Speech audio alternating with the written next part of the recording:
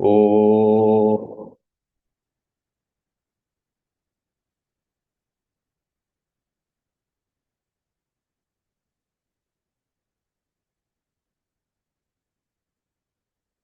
oh,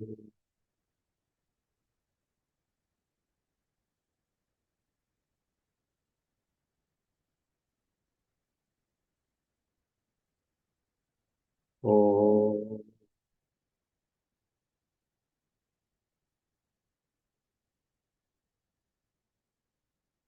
Om Sahanavavatu Sahanau Bhunaktu Sahaviryam Karavavahai Tejasvinavaditamastu ma vidvishavahai. Om Shanti Shanti Shanti. ॐ समस्तजनकल्याणे निरतं करुणामयं नमामि चिन्मयं देवं सद्गुरुं ब्रह्मविद्वरं सद्गुरुं ब्रह्मविद्वरम् ॐ पार्थाय प्रतिबोधितां भगवता नारायणेन स्वयं व्यासेन ग्रथितां पुराणमुनिना मध्ये महाभारतम् अद्वैतामृतवर्षिणीं भगवतीम् अष्टादशाध्यायिनीम् अम्ब त्वामनुसन्ददामि भगवद्गीते भवद्वेषिणी. Last verse. यं ब्रह्मा वरुणेन्द्ररुद्रमरुतः स्तुन्वन्ति दिव्यैस्तवैः वेदैः साङ्गपदक्रमोपनिषदैः गायन्ति यं सामगाः ध्यानावस्थिततद्गतेन मनसा पश्यन्ति यं योगिनः यस्यान्तं न विदुत्सुरासुरगणाः देवाय तस्मै नमः देवाय तस्मै नमः. ॐ श्री गणेशाय नमः. ॐ श्री सरस्वत्यै नमः. ॐ श्री गुरुभ्यो नमः.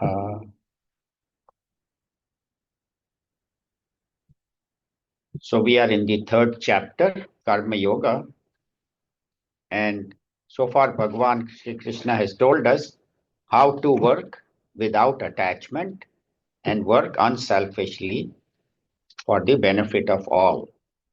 And he gave us the example of Janak Maharaj and many other great masters. And then his own example that even though he is the Lord of the entire universe, but he is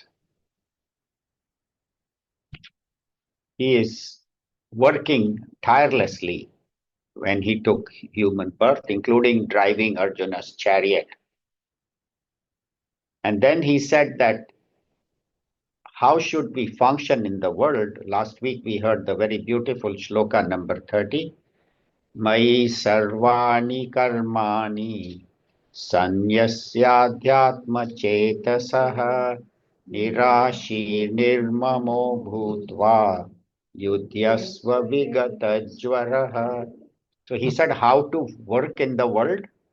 Dedicate all actions to me, Bhagavan said. Keep me with you at all times. Connect your mind with the Lord within. And how to work without any desires for the future. Work in the present, do what is required without worrying about what I will get in the future, and do not have any regrets of the past. And in the present moment, any disturbance comes, ignore that and keep your attention on the work at hand. And then he said, those who follow my advice, they will reach the highest goal. They will reach the goal beyond all karmas. That's what he had told us last week. Then we asked Bhagavan, what happens to those who don't follow? See, we always want to know the other side. So Bhagavan will tell us, number 32, what happens to those who don't follow my advice, don't listen to my teaching. So chapter 3, number 32. Ye tvedabhyasuyantah ये त्वेदस्यसूयः nanutiष्ठन्ति me matam नानुतिष्ठन्ति मे मतम् sarvajnanavimudanstam सर्वज्ञानविमूढांस्तान् viddhi nashtana chetasah. विधिनशानचेतसः Altogether, ye tvetavyasuyantah nanutiष्ठन्ति me matam sarvajnana vimudanstan viddhi nashtana chetasah. So ye means those people. Two means on the other hand. Earlier he had said those who listen to me. Now those who don't listen to me. Abhyasuyantah means always complaining and criticizing. There are some people who just complain and criticize all the time.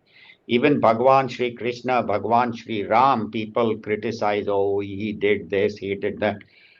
And obviously the teachings, they don't want to follow. Na anutishtanti me matam. They do not follow my opinion, my teachings. Then what are they? So Bhagavan says, Sarva Jnana Vimudhanstan. He says, those who do not follow my advice and constantly complain and criticize, they are Sarva Jnana Vimudha. All their knowledge is gone. And Vimudha, Mudha means foolish, deluded. Vimudha means one who has a PhD in foolishness. Completely deluded, Vimudha. So tan, know them to be vidhi, know them to be nashtan achetasa. They are headed for their downfall and they have no discrimination. They are not thinking. So that is those who do not follow, that's how they are. So as we said, Bhagwan Sri Krishna's teaching is not something that he just came up with. He has quotes all the time great Mahatmas, great sadhus, great scholars, sages over thousands of years in the various Upanishads. These teachings have been given. And so Bhagavan is repeating those. He is summarizing those and making it simple for us to understand. Bhagavad Gita is a simplified version of the highest knowledge of the Upanishad. The highest knowledge is there, but Bhagavan has made it simple so people like you and I can also understand. But those who don't follow this karma yoga, this attitude of serving others, they are selfish. Bhagavan says they are selfish, self-centered. And then people say, but I had no. As we said, those who don't follow this path of karma yoga, they are selfish, are nashtana chetasa. They have no discrimination, their mind, and they are headed towards destruction. But somebody says, I didn't know about it. I have not heard of karma yoga. Or why didn't we, they teach us when we were young.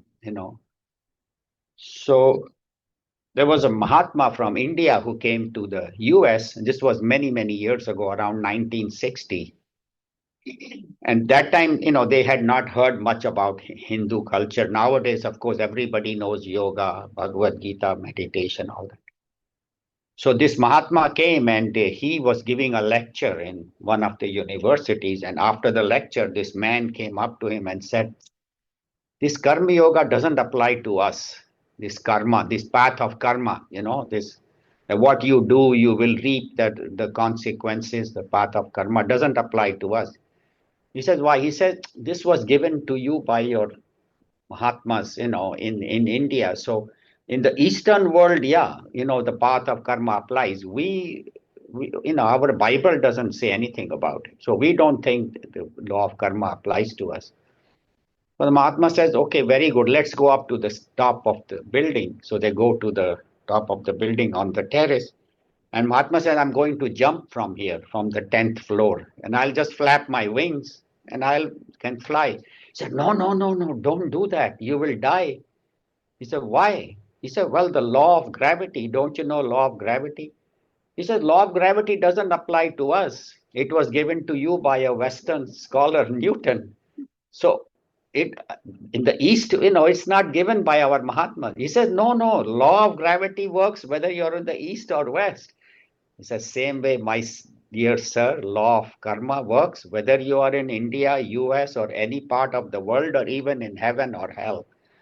So, ignorance of the knowledge is not an excuse. You cannot say, I didn't know about it. So, that is what the true discrimination is, that what is right, what is wrong, what I should do, what I should not do. And that is only works when I work for the welfare of all without asking what will I get. And then people think, Array, this knowledge is not very practical. This karma and all this, these Mahatmas, they talk different things. Modern world practical is you earn, you work, you earn, you are rich, successful, have a family, big house. That is practical. Ye kya hai? Just talking in the some lectures. Mahatma said those people are more practical than the material people because they know not only what is good for the world, but what is good beyond this world. While you and I, who are in the material world, we think this world alone is correct, this alone is real. So to think that this knowledge is not practical and that science and science and all are necessary, are practical, but this knowledge is more practical than even the science. And that's what I have to understand, that which category am I in? Am I in the one who criticizes this knowledge, who does not believe in it, or one who practices it? And the ones who practice it will understand that there is a Lord and we are under his lordship and everything works because of his wisdom. Then they say there are three kinds of people, like in students, students. There's once there are, say parents have three children, and the first one says, "You tell me what is right, what I should do, but I'll think about it. If I like it, I'll do it." Say, okay. Second one says, "Mom and Dad, whatever you say, I'll believe 100%. I'll do it."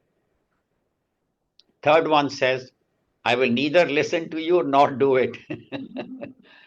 So, same way in spirituality, there are three kinds of people. One is who says, okay, there is this knowledge in the Bhagavad Gita, Upanishads, I'll think about it, and if it works for me, I'll do it. And that is also okay. Then the second one has complete faith. Whatever is said, I believe it 100%, don't question, don't argue. And the third one says, I will neither listen nor practice. So at least the first two are better. So that's what Bhagavan says, that those who follow my teaching will go upwards. Those who don't, nashtana chetasa, they will be go towards perishing, and their mind will be confused. Their intellect will be not know what is their goal, what is their purpose. So now Bhagavan talks about a different topic. He has finished the topic of Karma Yoga.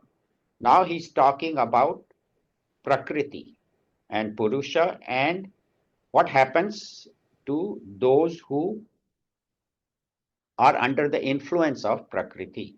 So number 33.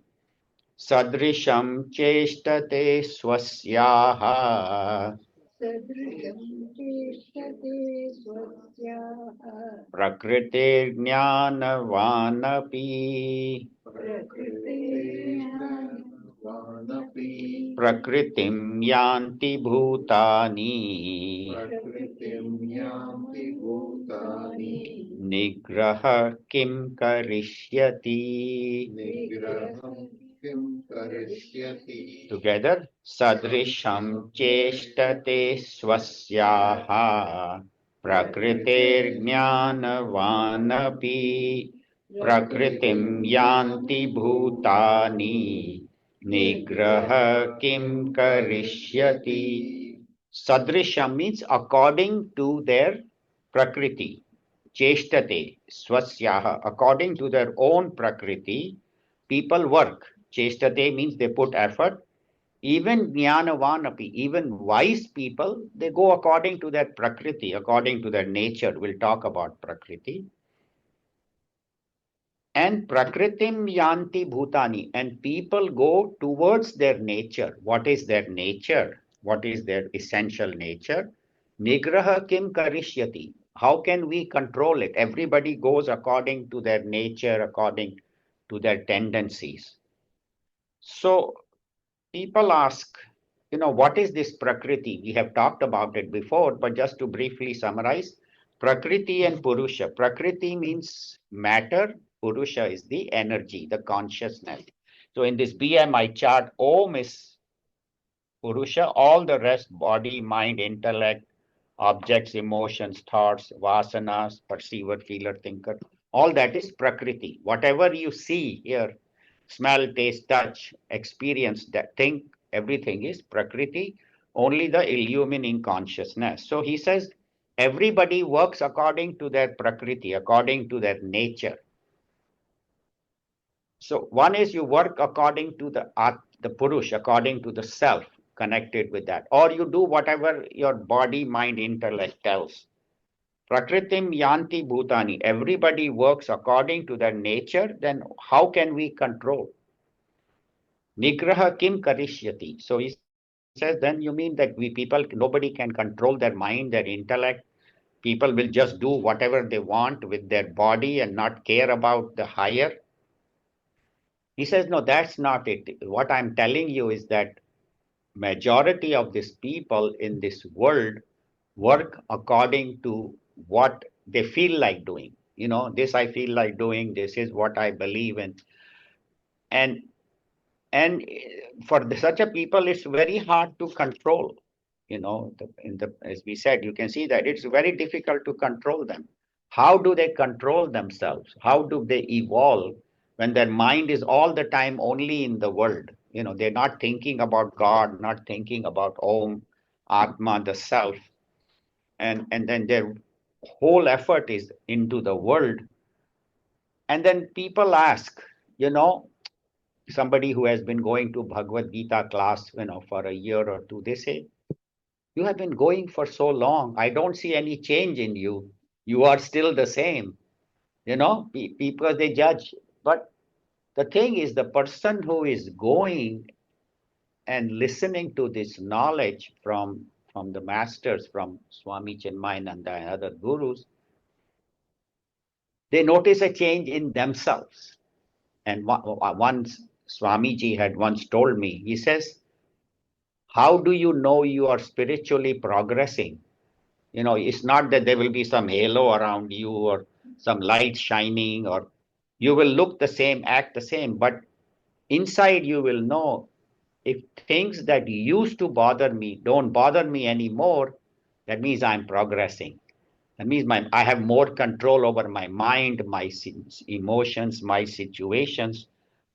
So that is how, and slowly you see that you are able to deal with the world's problems, even when difficulties come, problems come. If I'm able to handle them, that's why Bhagavan, throughout the Bhagavad Gita, he says, Sama shatraucha mitrecha tatha manapmana yoha shitoshna sukha dukkheshu samasanga vivarjita. He says, my devotee is the one who is balanced in heat and cold, health and ill health, joy and sorrow, success and failure, honor and dishonor. One who is able to maintain balance. Why? Because his mind is always connected with the higher. Then worldly situations will come and go. Everybody has problems. Nobody in this world is without problems. But if he is able to remain balanced, that is how you know a person is spiritually evolving. And what they say, that one of the things we should do is learn to accept. First, accept others as they are. People are acting according to their nature. Not everybody can directly go to the highest truth and to the highest knowledge. and accept people with their faults and good and bad, and because everybody has nobody is perfect in this world. Everybody has good points and has some bad points, and you see the goodness in the person, see God in everybody. That's number one. Number two, accept yourself. See, people are so difficult criticism of their self. Oh, I'm not good. I wish I did this. Why can't I do that? Why can't? So accept yourself does not mean you don't change. You try to change, but inside you say, okay, this is how I am. I'll try my best to go in this way. So you are not constantly self-criticizing, because self-criticism is very, very destructive. Criticizing others is bad, but criticizing yourself is even worse. So, and seeing God everywhere, then you automatically accept situations. That's why Bhagwan says, Api chet su durachara bhajate mam ananya bhak sadhureva samantavya samyak vyavasito hi saha. Bhagwan says, even there may be the worst criminal, but if he decides to stop the path of criminal activity and turn towards me, I consider him sadhu, even though he has not done anything great yet. But if he has turned towards me with full faith, samyak vyavastito, he should put his faith in me, attention in me, then I consider him sadhu. Why? Shipram bhavati dharmatma shashvat shantim nigachati konteya pratijani name bhakta pranashyati. He says, one who turns towards me, soon he will get that highest goal, the highest peace, the highest shanti. And remember, my devotee never perishes. I take care of them. So that is what he says. Then I was reading another beautiful example of an aeroplane. See, there is a pilot of an aeroplane and there's a co-pilot, and he is supposed to land at a particular airport, but there is so much fog, he can't see anything. He can't see anything, and he's completely lost. His plane is going very fast, and then the traffic controller tells him, you are just above the airport where you are supposed to land. He said, but I can't see anything, there is fog. He says, yeah, I'm telling you, use your instruments and come and land. Even the co-pilot says, sir, we are already here. So he says, okay, but I can't just land suddenly because I have been traveling at so much speed. So I'll have to slow down my engines, make a circle of the air city, and then slowly come down below the fog. And when I see the airport, then I can land. Similarly, you and I have been on this path of materialism with so much speed, going in the wrong direction. Instead of going towards Om, we are going towards objects, emotions, thoughts. All our emotions, our body, mind, intellect is all geared towards objects, emotion, thought, because I think I'm a perceiver, feeler, and thinker, and my vasanas are pushing me. That's the plane. The engine of the plane is my vasanas. So suddenly I cannot go towards Om. I have to gradually slow down I was putting all my effort in the world. Now I do part of my effort in Bhagwan, part of my effort in Bhagavad Gita. Slowly you slow down your engines, and then you come to the level where you can see what is my goal. So just as the pilot can slowly do that circle, so same way you and I should make our life and think that I have been working for so many years in the wrong direction. Now let me change the direction of my flight, of my body, my mind, and turn towards Om. So that's what Bhagavan says. One who turns towards me, makes me his goal, makes me all his attention upon me, then I consider him a Mahatma, I consider him a sadhu, and he will eventually reach me. So we need sincerity of effort and sincerity of mind. Then, people say, you shouldn't have too many desires, I want this, I want that. They say, don't have too much, food, clothes, people whom I like, I don't like. Next verse will talk about likes and dislikes. They say, but we see Mahatmas also, they have also likes. Like suppose Swami Vivekananda comes. You ask him what food you want. You want Western food or Bengali food? He will say Bengali food because he has grown up with it. Swami Chinmayananda, you ask him, oh, he loves South Indian Kerala food. So they also have the say preferences are okay because he was born and brought up in that culture. A person brought up in the West, and if you give him spicy, Andhra food, he's not going to be able to eat it. So preferences can be there even in these Mahatmas, but they don't have insistence. So, like, suppose Swami Chinmayananda goes to somebody's house and he's a North Indian and he doesn't get Kerala food. He's not going to say, I'm not going to eat. No, he will adjust. Okay, theek hai, this house, that's what they cook. So, having preferences is okay, but not insistence. While you and I, what we do, we insist, okay, this is only my way or the highway, do this is only way I want. So that is the mark of wisdom, that even though we have desires, we have tendencies, but we should be willing to adjust. And that is what we learn from these Mahatmas who are so flexible, who are so willing to adjust. So having preferences is okay, but not having insistence that alone is right, there is no other way, my path alone. So that's what Bhagavan says. One who follow this, even though they have tendencies, but with the right knowledge, they can control themselves. Just as the plane can come down, the same way you and I can turn our mind's attention to the higher and control our tendencies and take them higher, but it happens gradually. So nigraha, so you cannot forcefully turn, just as the plane cannot be forcefully brought down. Same way, our mind has to gradually, but the goal has to be clear. Because the Mahatmas have already told us, you are that Satchidanand Brahman. That is your true nature. Just as the air traffic controller has told the pilot, you are already at the airport, but he cannot land. So same way, the Mahatmas and the scriptures have told us. So gradually we can go. So that's what he says, Nigraha kim karishyati. You cannot force it, but gradually change it. Then we'll go to number 34, which talks about likes and dislikes. Indriyasyendriyasyarthe यस्यास्ते ragadveshau vyavasthitau तद्वेषं व्यवस्थितौ tayornavashamagachet तयोर्नवचमागच्छेत् tau hyasya paripanthinau. तौ ह्यस्य परिपन्थिनम् Together.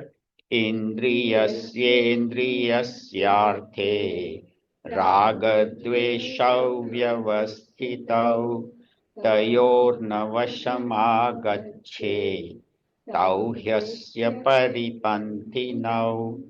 So then Arjuna asked, but Bhagwan, my senses run towards sense objects. And then I have this, I don't like, all the worldly objects. So what should I do? I find it very difficult to control my likes and dislikes. And my senses are all the time running out into the world. I want this, I want that, I want see this, hear this, smell, taste, touch, eat, everything. So Bhagavan says, Indriyasya arthe. Indriyasya means of the senses. Indriya artha means of the sense objects. So senses have attraction to the sense objects. Like my eyes want to see, my ears want to hear, my tongue wants to eat, touch, taste, everything. And then when the senses are running towards sense objects, they will have raga dvesha. They will have likes and dislikes. I like this, I don't like this. I like this food, I don't like this food. I like this dress, I don't like this dress. I like this person, I don't like this person. I like this job, I don't like. So all these likes and dislikes will be there, but tayoho na vasham agachet. In them, do not come under their vasha. Vasha means do not come under the influence of sense organs. Do not let your sense organs control your mind to such an extent that you have no thinking capacity. You are no longer letting your intellect run you, but letting the mind run you. And intellect, which one? which is guided by the scriptures. So the intellect that is guided by the scriptures should guide us. But if my mind doesn't listen to my intellect and the senses don't listen, they do not come under their sway. Bhagavan says, Tau, these two are the likes and dislikes are Asya Paripanthino, of the person who is the seeker, they are looters. They are looters. So, what is the exact meaning of looters and thieves? What is the difference? So, we'll see that here. So, Raga Dvesha, we know, as we said, I like this, I don't like this, I want this, I don't want this. So he says, but what can I do? I have to see, I have to hear, smell, taste, touch. I see people, I see objects, I see situations. How can I be like Gandhi ji, he see no evil, hear no evil, speak no evil. I can't do that. I can't roam around with the world with my eyes, ears, everything closed. I have to function in the world, and I cannot, walk around like that with a blindfold. So what should I do? And when I see things, I have likes and dislikes. I like this food, I don't like this food, I like this person, I don't like this person, I like this situation, I don't like, and I don't like this politics. So all those things will happen. So how can I get over these likes and dislikes? Can I just run away from the world? No, we can't run away. World will chase you wherever you are. So I heard a very good example. They say, do things that you dislike and do it with love. So somebody you love and he or she asks something to do and you don't like to do it, but do it for that person. This person is asking me. So for example, dishes or laundry or ironing or sweeping the floor. I don't like it, but I'm doing it because I love my family. I love my spouse. I am doing it for God because God lives in this house. So when I'm cleaning, so things that I don't like doing, do it with love. I mean, not the wrong thing. It's not that doing the wrong thing, but this is something I should do, but I don't like it. It's very boring. I would rather, be on the phone, be on the computer, chatting with my friends. I don't want to, or in a company, there's some scut work, where just, people just have to collect data. And then there are others who go meet with, salesmen who go meet with other people and get all the honors. And so the person who is doing this, the calculating, sitting in one corner on the computers, I don't like this job. I would rather, be out in the field, traveling in my car, going in plane to different cities, getting contracts.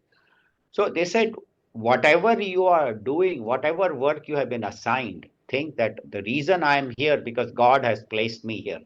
Whatever I am, whether I'm in a house, whether I'm a housewife or a husband or an officer or a worker or an engineer, wherever I have been placed, the good Lord has placed me. So do my duty to the best of ability without complaint. Even if I don't like it, do it with love. And then you will find that things that you found boring, when you pay attention and do it with that attitude, those things will become easier to do. So that is how you get over likes and dislikes. That whatever I enjoy, so everybody likes to do what they like. But if you can do what you don't like, which is good, not that something which is harmful, then do it with that. And what we like what inflates my ego, aham, my ego, aham. That is what. So somebody who praises us and he's such a nice person. He's always praising us. Another person who says, this thing you did was not right. And he may be telling it correctly, for our improvement, but we get angry. Why? Because how dare this person criticize me? How dare we don't think that the person may be telling for our benefit. And when we think about it, so that is our problem, that we like things that fatten our ego. So one has to be very cautious that if somebody is saying something and think about it, and even if he's criticizing, maybe it is somebody may be just uselessly criticizing, that you can ignore. But if something is for my benefit, and they say that these sense organs, attraction for sense objects, is a manufacturing defect. Bhagwan made it like that. Sense organs go after sense objects. in Kathopanishad it says, Paranchi Khani Vyatrinath Swayambhu Tasmat Paran Pashyati Na Antaratmana. He said, these sense organs, Brahmaji, when he created, he made the sense organs go outside. Eyes go out, ears go out, nose, smell, touch. That's why people go outward and don't go towards God inside. Na pashyati na antaratmana. They don't see the God inside. He said, then what should we do? So the next sloka in Kathopanishad says, Kaschid dhira pratyag atmanam vekshat. He says, very rare people who go inward, amritatvam icchan, who turn their attention inward, is a very rare. Majority of the people run outside. So very rare people who, what they do, they turn their attention inward. Our eyes become antarchakshu. Instead of looking out all the time, look within. And those are the rare people who attain the highest truth. So he says that Bhagwan has made the sense organs to look out. Does not mean you all the time look out. Spend some time in looking for God, finding God within. And then they say, but these sense organs are our looters. What is the difference between thieves and looters? I was reading somewhere. So thieves are when you're sleeping at night and they slowly come, open your lock, come and steal your things and run away. Those are thieves. Looters are right in front of your eyes. They'll come, they'll show you a gun, take that, your money, wallet, everything, and go away. So same way, these sense objects and sense organs are looters. They don't steal in the middle of the night. Right in front of you, they take your mind away to the world and take it away from God. So that's why they say they are paripanthi now. They are your looters. So tayorna vasham agache. Do not come under the influence of your sense organs too much. Of course, you have to see, hear, smell, taste, touch. We are not saying you don't work in the world, don't collect money, house, all those things are required. But let that not be your constant, continuous goal in life, that my goal of life is only world. They say, make your goal of life God. Make your goal of life the self. Make that your goal, that from now on, my goal of life, yes, I have to take care of my wife, my children, my family, my house, wealth, but let that not be your overwhelming goal. Let the goal for God, my desire for God or for the self, you can say whatever. God is outside, self is within. My desire for God should be higher than my desire for anything else, whether it's my spouse, my children, my grandchildren, my 401k, my car, my house, my property, my wealth, my job, my business. Everything should be secondary to my goal of God. So that should be the number one goal of everybody. And for one who has studied Vedanta, it is the self, God who is within. I should connect with that. And for a beginner, it is God who is everywhere.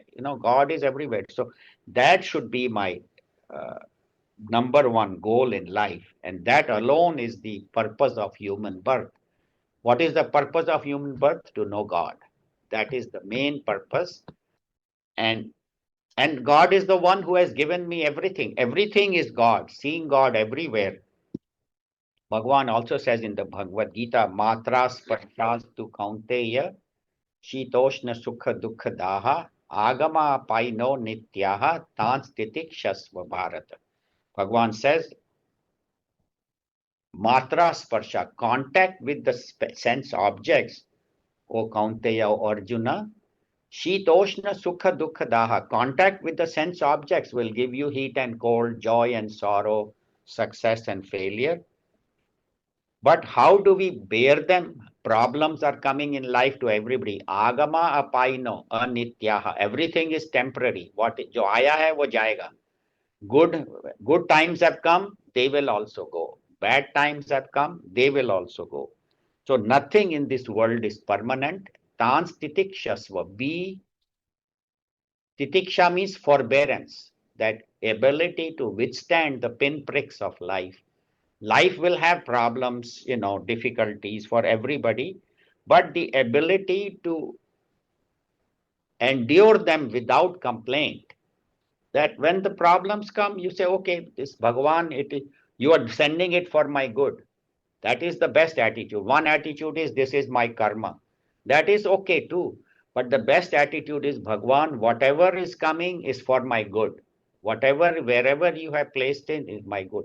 Even problems, difficulties are for my good.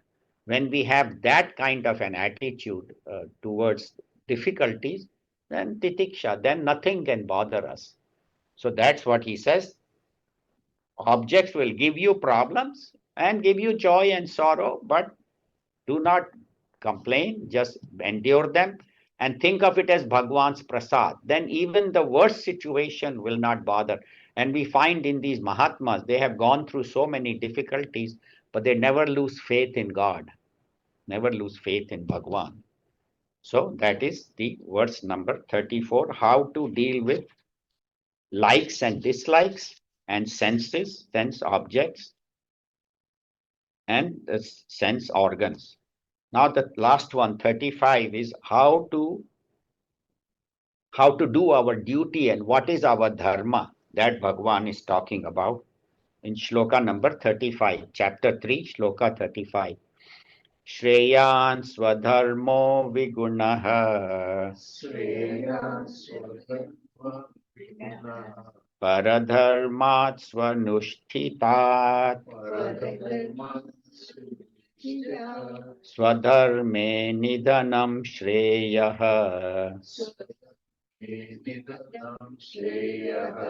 paradharmo bhayavah.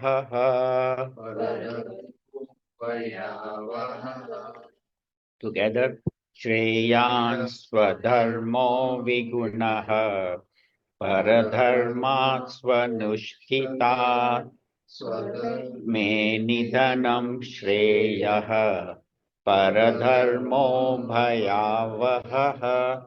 So Shreya we have heard before. Shreya means what is not only good for me, but is good for all.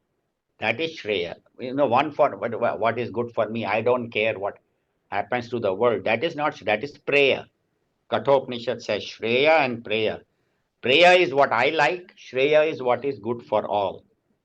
Not only good for all, but good for all people, at all times, in all situations.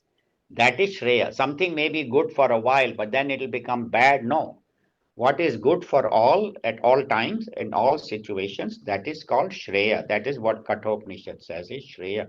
So Bhagavan is mentioning that Shreya, Swadharma, doing your own dharma. What is my dharma? Even Viguna, even though it may not be that, what do you call it, that glamorous, but that is my duty, but it may not be very glamorous. But Viguna means without gunas means it is not very great, But paradharma swanusthita. But even another's dharma which appears very glamorous and which I can do, but it's not my duty, it's not my dharma, I'm doing somebody else's dharma. No. Doing your duty according to your dharma is superior to trying to do somebody else's duty, even though that may be more glamorous, maybe more better. And Bhagavan says, Swadharme nidhanam shreya. In doing your own dharma, even if you die, nidhanam shreya, but paradharma bhayavaha. But doing somebody else's duty is fearful. Why is he telling death? Because he's talking to Arjuna. So we'll talk about that in this shloka. So what is dharma? Swadharma. Swadharma means my dharma, my duty. So dharma has many meanings. One is dharma means duty. Dharma means religion. Dharma means what do you call? Working honestly, sincerely. Dharma also means what is my law of being, like what is the dharma of sugar, sweetness. If something is not sweet, you won't say it is sugar, even though that patkadi, what they call alum, that looks like sugar, the looks like the rock sugar, but when you put it in the mouth is bitter, even though it looks like sugar, is not sugar. So just as the dharma of sugar is sweetness, what is my dharma? Om. consciousness. Human beings' essential dharma is Om, Om. So living with that is called the dharma. So here he says, doing your own duty, the dharma here generally they are using it as duty. Doing your own duty well, and rather than trying to copy somebody or do somebody else's duty, where you may get, you think, oh, that person's work is more glamorous, but you that's wrong, because that may not be something that is compatible with your own qualities.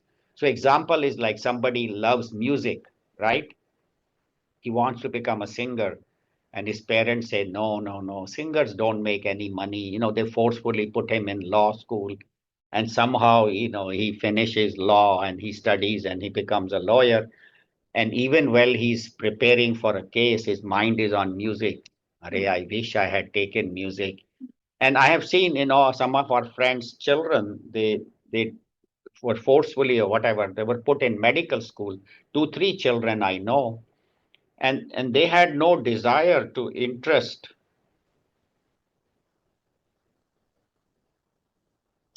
Uh, but they have no interest in medicine. But parents told them, medicine, doctors make a lot of money and you'll be very successful.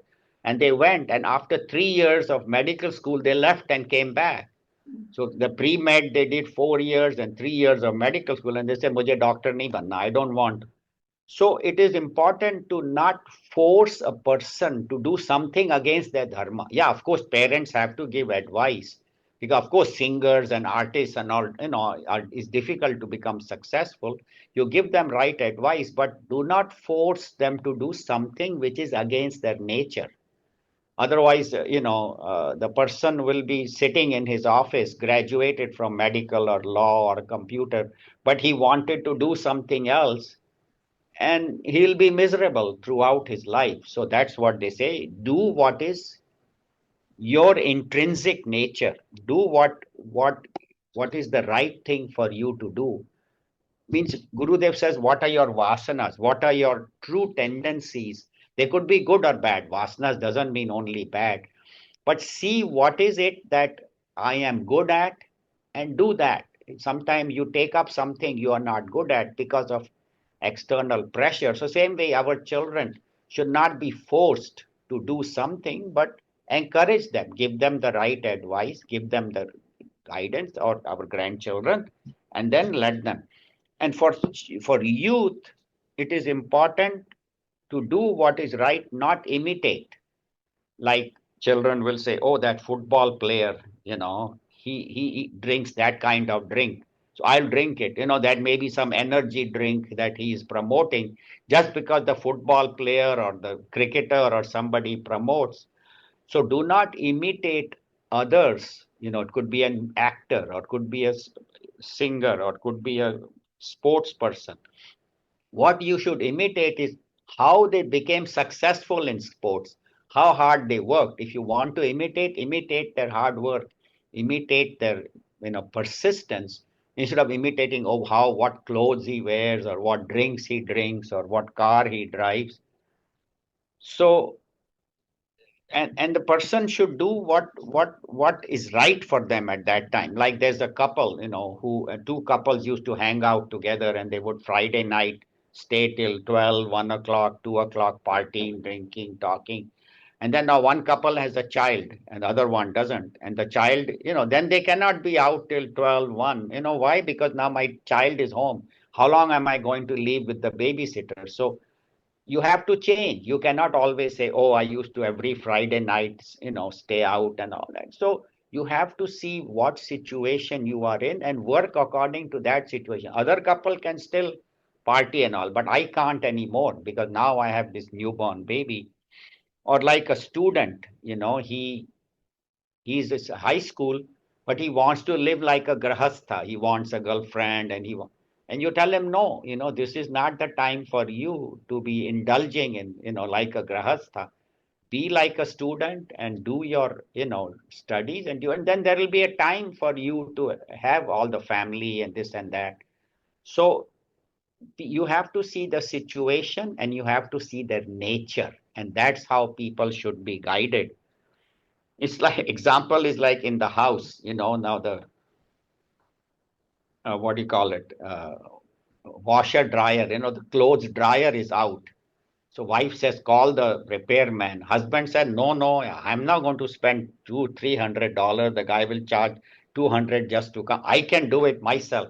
She said, are you sure? I can do it. So he will open the whole dryer and then leave it there. And then, so, oh, now this part is not there. Then he will be looking at the website. Then he will be looking at some, manual.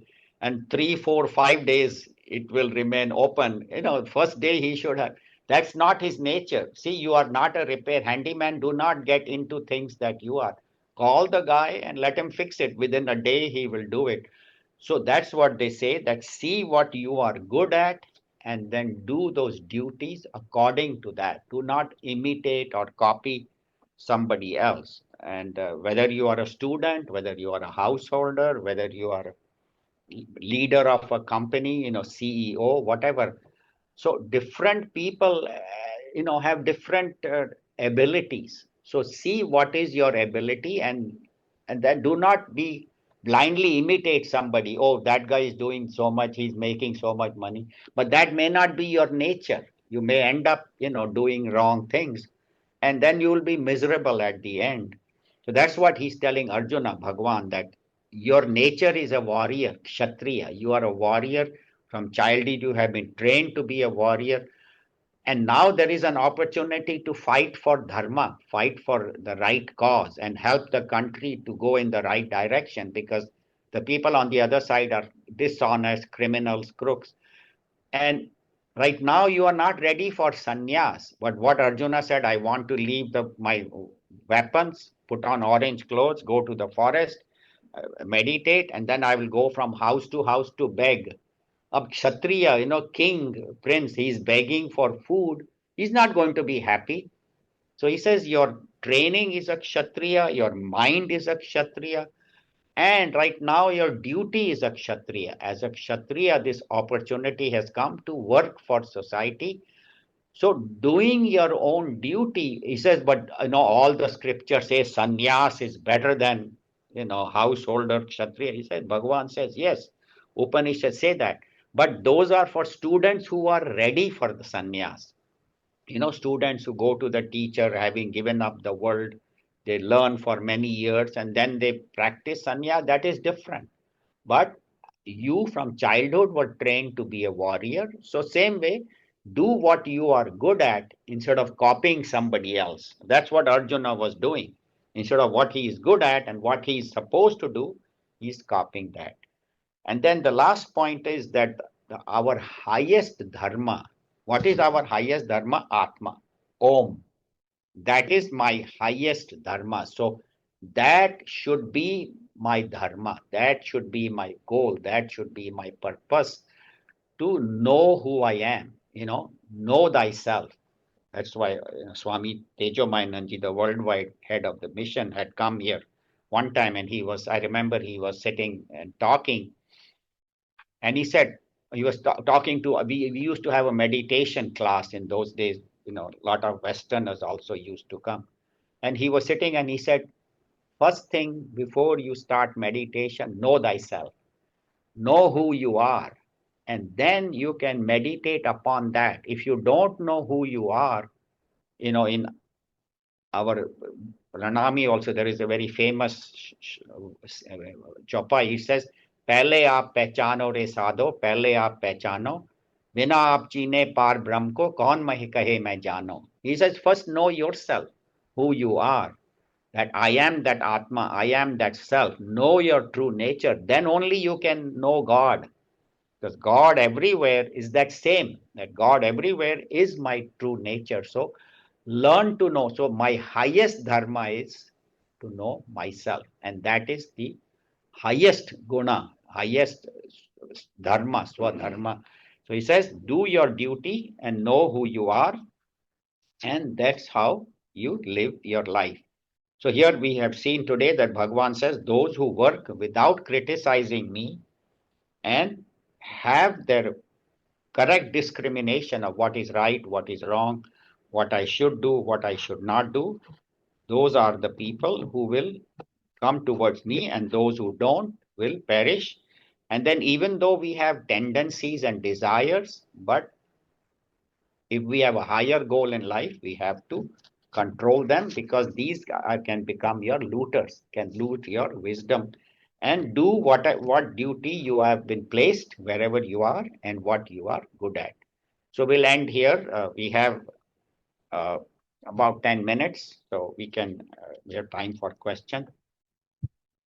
Yeah, I have a mic, and also we'll unmute the people on Zoom. So if they would like to ask questions also.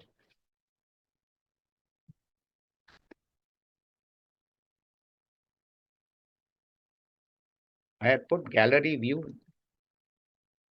It says 15 people, but I don't see them. Anyway, there are people. So anybody here would like any comments, if you have anything in the audience, and then on Zoom also, if anybody has questions or comments, please unmute yourself. Hari Om. Hari Om. This is Krishna. What I learned today in the chapter 3 slokas 32, 33, 34, 35 is the first thing is people who discard wisdom are deluded. Then people act according to their nature. Then